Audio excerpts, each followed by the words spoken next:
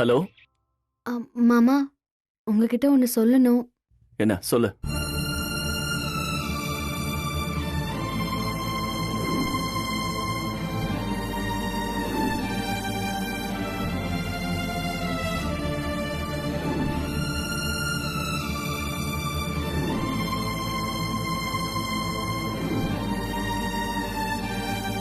அவ வாழ்க்கை வீணா போயிடுமோன்னு ரொம்ப பயமா இருக்கு மாமா. அடுத்து என்ன பண்றதுன்னு கூட தெரியல. நீ கொஞ்சம் அமைதியா இரு. கல்யாணத்துக்கு இன்னும் 5 நாள் இருக்குல்ல? இருக்கு. ஆனா எனக்கு பயமா இருக்கு மாமா. ஏதாவது தப்பா நடந்துருமோன்னு. இப்ப நான் என்ன பண்ணட்டும் மாமா? ஒன்னும் ஆகாது. எல்லாம் நல்லதாவே நடக்கும். இதுவும் உனக்கு வந்து ஒரு சோதனையா நினைச்சுக்கோ. உன்னால இந்த பிரச்சனையை சமாளிக்க முடியும். நிதானமா யோசி. இப்ப நான் உனக்கு ஏதாவது யோசனை சொல்ல போய் என்னாலதான் இந்த பிரச்சனை சால்வ் ஆன மாதிரி ஆகக்கூடாது. எதுவா இருந்தாலும் நீ தனியா நின்னு முடிச்சு காட்டுவ. அப்படியா மாமா? ஆமாமா, எனக்கு அந்த நம்பிக்கை இருக்கு. கண்டிப்பா உன்னால முடியும். சரிங்க மாமா, உங்ககிட்ட பேசின பின்னாடிதான் எனக்கு ஒரு தெளிவு வந்திருக்கு. சரி, குமர மாமா கிட்ட கொஞ்சம் போனை கொடுங்களேன். தரேன் இரு. ராசாத்தி பேசணுமா? சொல்லு ராசாத்தி. மாமா, என்ன மன்னிச்சிருங்க. மன்னிப்பா? எதுக்கு ராசாத்தி? கண்மணி எனக்கு அக்கா முறைதான். இருந்தாலும் அவ முறை தவறி நடந்துகிட்டதுனால இன்னைக்கு பிரச்சனையில அவளை கை நீட்டி அடிச்சிட்டேன். அது சரி, இதுக்கு எதுக்கு என்கிட்ட மன்னிப்பு கேக்குற? எனக்கு உன்னை பத்தியும் தெரியும், கண்மணியை பத்தியும் தெரியும். நீ எந்த தப்பும் பண்ணிருக்க மாட்ட. நீ பண்ணதுதான் சரி. அவளை என்னால கண்டிக்க முடியல. நீயாவது கண்டிச்சு. அவளுக்கு இது தேவைதான். இருந்தாலும் மாமா. ராசாத்தி, எதுக்கும் மன்னிப்பெல்லாம் கேட்க வேண்டாம். நீ அவன் நல்லதுக்கு தான் பண்ணிருக்க. பேசாம இரு. இனியன் கிட்ட போன் தரேன், அவங்கிட்ட பேசு. இந்தா இனியா. சொல்லு. மாமா, கொஞ்சம் கஷ்டமா இருந்துச்சு. ஆனா இப்ப கொஞ்சம் நிம்மதியா இருக்கு. எல்லாத்துக்கும் ஒரு தீர்வு இருக்கும். அதை பத்தி பொறுமையா யோசி. சரியா? சரிங்க மாமா. சரி.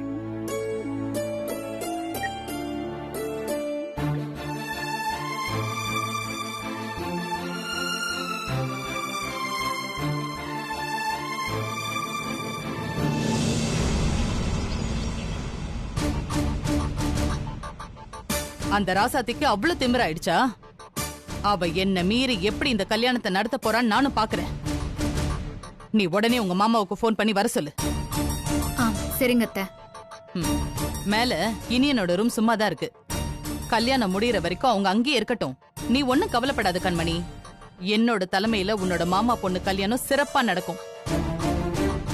அந்த ராசாத்தியால ஒண்ணும் கிழிக்க முடியாது. அது மட்டும் இல்ல கண்மணி, இனியன் கிட்ட நான் விட்ட சவால்ல ஜெயிக்கணும்னா இந்த கல்யாணத்துல ராசாத்திய தோக்கடிக்கணும். அவன் கோச்சிங் முடிச்சிட்டு திரும்பி வரும்போது நெஞ்ச நிமித்தி, இங்க பாரு இனியா, நீ இல்லாம உன் பொண்டாட்டி வெறும் 0ன்னு அவன் கிட்ட நான் சொல்லுவேன். அது மட்டும் இல்ல, ராசாத்தி ராசாத்தின்னு பெருமை பேசுற அவன் மூஞ்சில கரிய பூசி நீதாண்டா உண்மையிலேயே பெரிய ஆளுன்னு அவனுக்கு நான் புரிய வைப்பேன். இப்ப கூட தான் புள்ளைய விட்டுட்டு அந்த இனியனை தான் தலையில தூக்கி வச்சு கொண்டாடுறான். என்னைக்காவது என் புள்ள குமார்னு வாயில வந்திருக்கா? முதல்ல இவளுக்கு இனிய மேல உள்ள பாசத்தை உடைக்கணும்.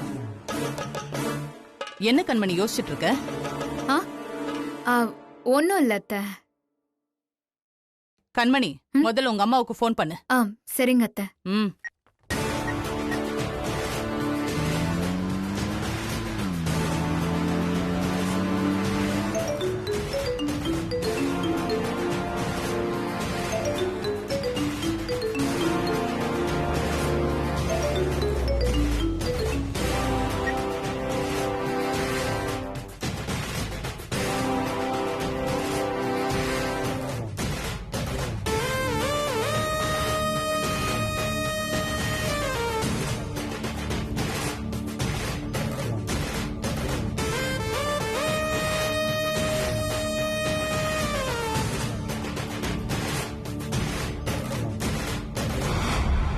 சரி கண்மணி, அப்படியே பண்ணிடலாம். நான் உடனே வீட்டுக்கு வரேன். ஏதோ பிளான் போட்டுட்டு இருக்கா போல இருக்க. என்னவா இருக்கும்?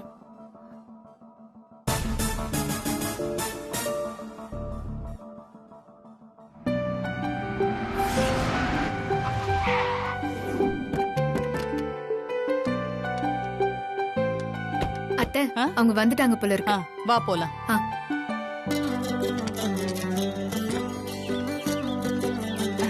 வாங்க வாங்க. வணக்கம். வாங்க. வாங்க. ம். வாங்க உள்ள போலாம். கண்மணி வாங்க. வந்துட்டோமா?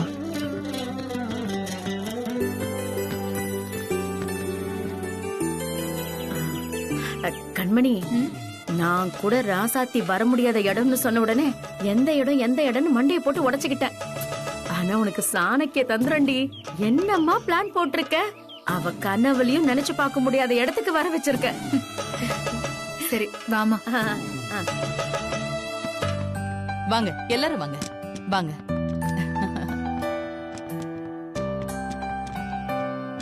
வா ஐஸ்வர்யா. நீங்க எங்க வீட்டுக்கு வந்ததுல ரொம்ப சந்தோஷம்.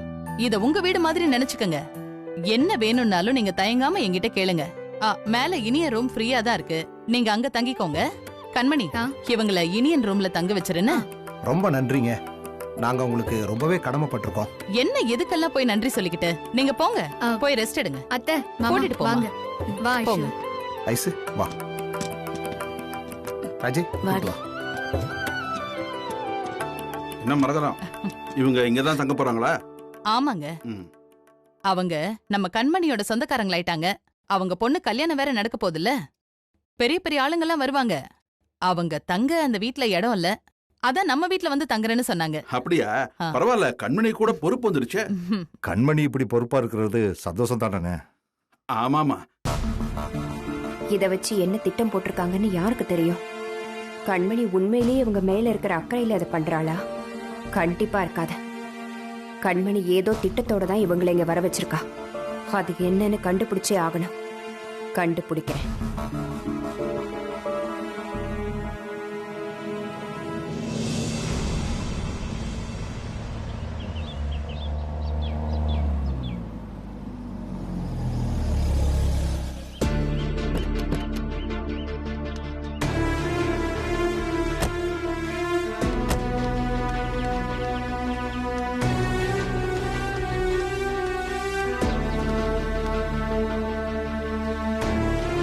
என்னென்ன வீடு போட்டி இருக்கு? எங்க போயிருப்பாங்க? எங்கேயாவது வெளியில போயிருப்பாங்களா? இல்லம்மா, முன்ன பின்ன எதுவும் கிளம்பி இருப்பாங்கன்னு நினைக்கிறேன். வந்துருவாங்க ரசத்தி. சரிண்ணே, கொஞ்ச நேரம் வெயிட் பண்ணி பாப்போம். சரிம்மா.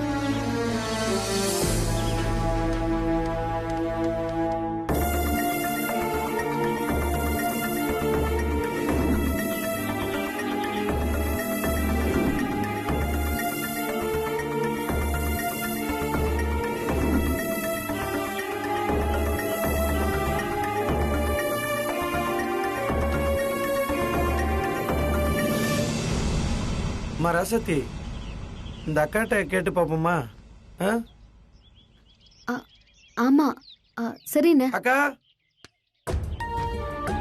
போமா.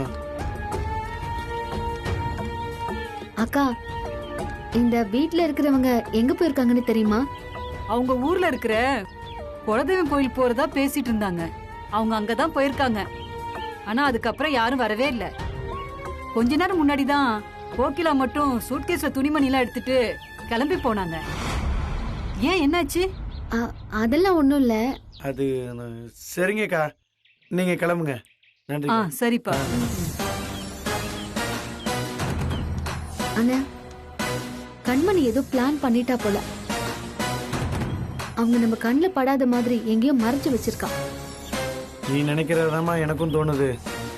நம்ம கண்டுபிடிக்காம விட்டுட்டா அவங்க கல்யாணத்தையும் ரகசியமா நடத்திட்டு போயிடுவாங்கன்னு.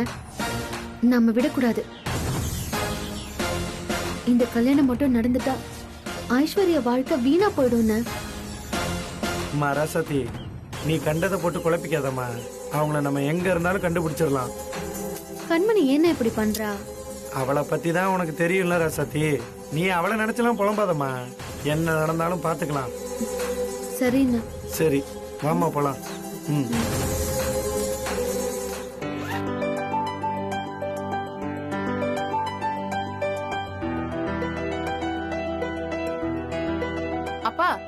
ராசாத்தி அக்காக்கு போன் பண்ணி இங்க வர சொல்லலாமா? எதுக்கு அதெல்லாம்?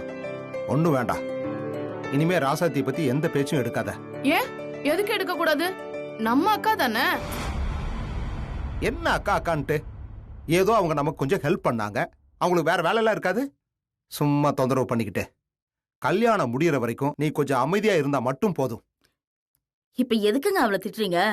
அவ ராசாத்திக்கு தானே போன் பண்றேன்னு சொல்றா, பண்ணிட்டு போகட்டுமே. உனக்கு என்ன பிரச்சனை இப்போ? எனக்கு ஒன்னும் பிரச்சனை இல்லைங்க. உங்களுக்கு தான் என்ன பிரச்சனைன்னு தெரியல. நேத்து போன் வந்ததுல இருந்து ஆளே சரியில்லைங்க. கோயிலுக்கு போயிட்டு வீட்டுக்கு கூட்டிட்டு போகாம நேரா எங்க கூட்டிட்டு வந்துட்டீங்க? இங்க தங்கறதுக்கு பேசாம ஒரு கெஸ்ட் ஹவுஸ் எடுத்து தங்கி இருக்கலாம். இங்க பாரு, நம்ம பொண்ணுக்கு கல்யாணம் ஆகணுமா வேண்டாமா? என்னங்க இப்படி கேக்குறீங்க? கேட்டதுக்கு பதில். நடக்கணுங்க. அதுதானே நம்ம பிரார்த்தனை, வேண்டுதல், கனவு, ஆசை எல்லாமே. அப்போ நான் சொல்றத கேட்டு அமைதியா இரு. எதுக்கு எடுத்தாலும் மறுப்பு பேசாத. எந்த கேள்வியும் என்ன கேட்காத. நான் வெளியே போயிட்டு வர்றேன். அவளை கொஞ்சம் பாத்துக்க.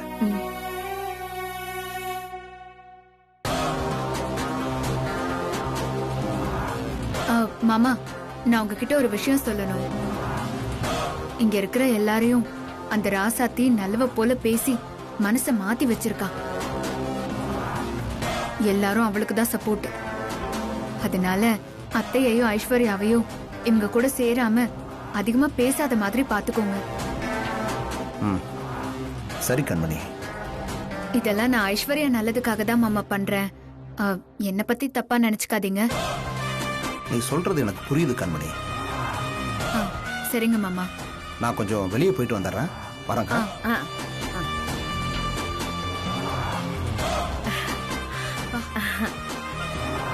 கண்மணி, என்னமா பிளான் பண்ற பாரு. உன்னை பத்தி தெரியாம அந்த ராசாத்தி சவால் வேற விட்டுட்டு போயிருக்கா. இதுக்கு மேல அவளால எப்படி இந்த கல்யாணத்தை நிறுத்த முடியும்? அதுதான் பெரிய வேலையா போட்டு எல்லா வழியையும் பிளாக் பண்ணிட்டியே. ரொம்ப சந்தோஷம் கண்மணி, நீ ரொம்ப புத்திசாலி.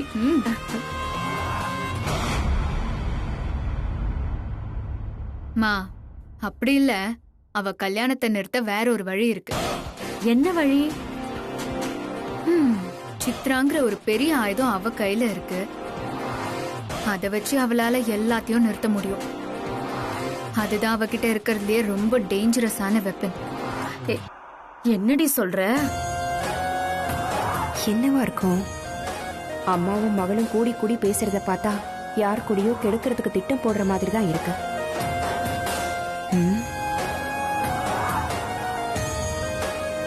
கவலைப்படாத. அந்த சித்ராவை ஆஃப் பண்றதுக்கு என்கிட்ட ஒரு வழி இருக்கு. எல்லாத்தையும் நான் பாத்துக்கிறேன்.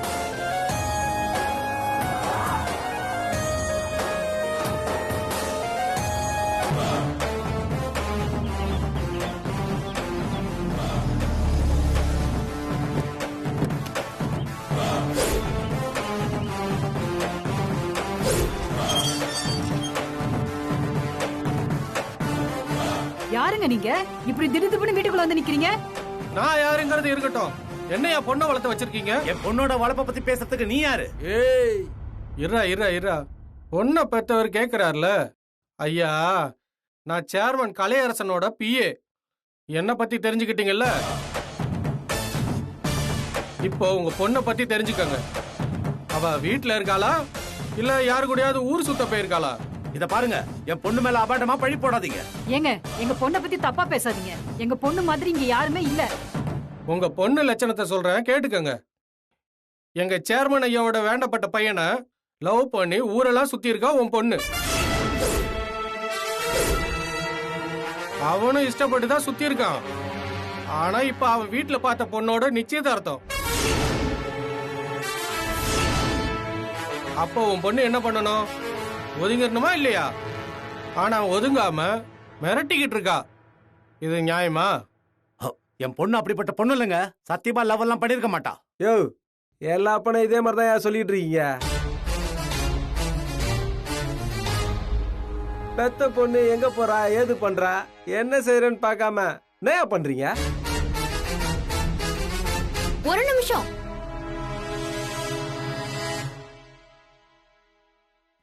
இங்க பாருங்க, எனக்கும் அவனுக்கும் உள்ள பிரச்சனையில நடுவுல நீங்க யாரு? நான் எல்லாத்தையும் கேட்டுட்டு தான் இருந்தேன். விட்டா ரொம்ப ஓவரா பேசிட்டு இருக்கீங்க. இந்த மிரட்டுற வேலை எல்லாம் இங்க வேண்டாம். ஓஹோ, அவ்வளவு திமிரா உனக்கு? இப்ப எங்க திமிர பாக்குறியா? ஏய் அப்பா, உனக்கு அவ்வளவுதான் மரியாதை. இனிமே சேர்மன் சொந்தக்காரன் பையன் பின்னாடி சுத்துறது, அவனை கல்யாணம் பண்ணிக்க நினைக்கிறேன்னு தெரிஞ்சது, ஒன்னும் பண்ண மாட்டேன். உன் அப்ப நான் அடிச்சு தொங்க விட்டுருவேன். புரியுதா? பொண்ணை பெத்துட்டா மட்டும் போதாது, அதை அடக்கி ஒடுக்கி வளர்க்க தெரியணும். பொண்ணை அடக்கி வை, இல்லன்னா நாங்க அடக்க வேண்டியிருக்கோம். ஜாக்கிரதை.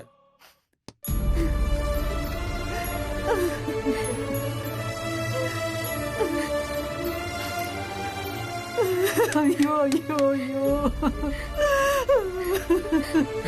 ஐயோ ஐயோ ஐயோ! அடி பாவி, இதுக்காக விட இத்தனை வருஷமும் உன்னை பெத்து வளர்த்து ஆளாக்கணும், எங்களை இந்த நிலைமைக்கு கொண்டு வர்றதுக்கா? சொல்லுடி.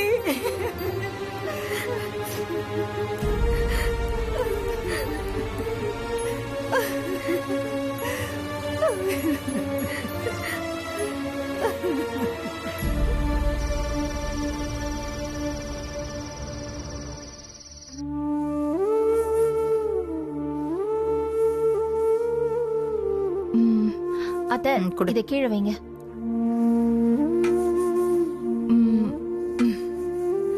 தட்டெல்லாம் எடுத்து வைங்க அத்தை. அங்க வைங்க. எடுத்து வைங்க அத்தை. ராசாத்தி, அண்ணி சாப்பிடவா? இல்ல அண்ணி, எனக்கு வேண்டாம். ஏன்?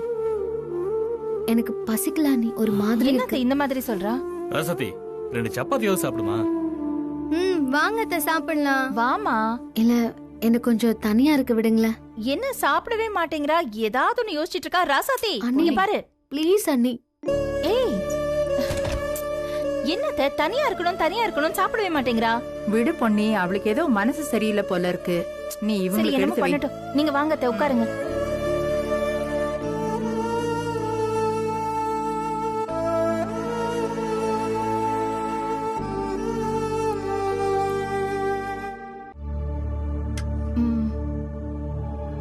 இந்தாங்க அத்தை, உட்காருங்க அத்தை.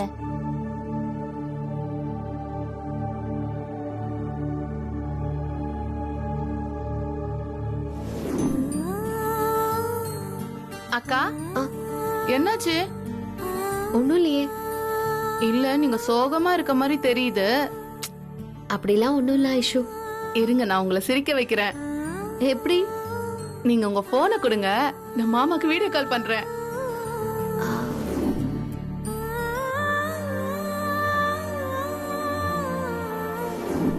Are you ready? ஆடுங்க.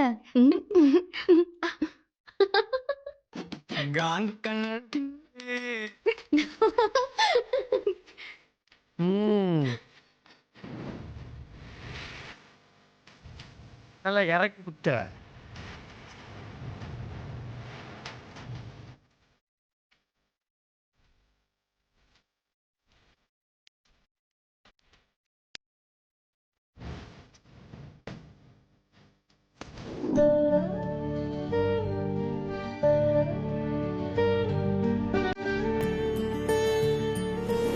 நான் இவளை ஏமாத்துன்னு நினைச்சிருந்தேன்னா இவ போன் பண்ண உடனே வந்திருக்க மாட்டேன். நான் சித்ரா உயிருக்கு உயிரா காதலிக்கிறேன். என்னால அவ இல்லாம இருக்கவே முடியாது. நான் இவ்வளவுதான் கல்யாணம் பண்ணிப்பேன், என்ன நம்புங்க.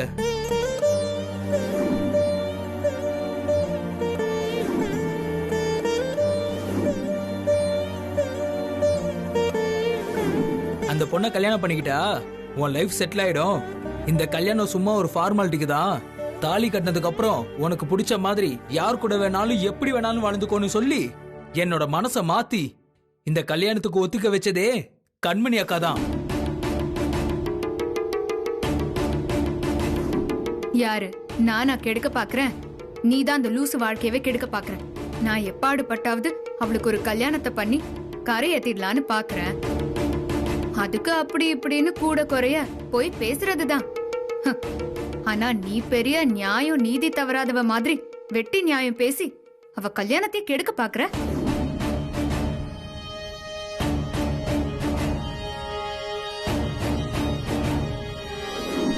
என்கிட்ட சவால் விட்டுட்டு என்னைக்கு நீ ஜெயிச்சிருக்க? தோத்து தான் போவ. யாரு? நான் தோத்து போவேனா? ஹே பொடி லூசு, நீ தாண்டி என்கிட்ட பல தடவை தோத்துருக்க. உன்னால என்ன கை நீட்டி தான் அடிக்க முடியும். ஆனா உன் மேல கையே வைக்காம உன் வாழ்க்கையில உன்னை எத்தனை வாட்டி நான் அடிச்சிருக்கேன் தெரியுமா? பாவுண்டி நீ. உனக்கு ஒரு உண்மை தெரியுமா? இனியனை உன்கிட்ட இருந்து பிரிச்சது பழைய கம்பெனிய அந்த ஓனரோட மருமகன் கிட்ட சொல்லி உன்னை காலி பண்ண வச்சது எல்லாமே நான் தாண்டி. நான் ஐஸ்வர்யாவுக்கு வேற ஒரு நல்ல பையனை பார்த்து கல்யாணம் பண்ணி வைப்பேன். அது நடக்கவே நடக்காது. அதையும் பார்க்கலாம்.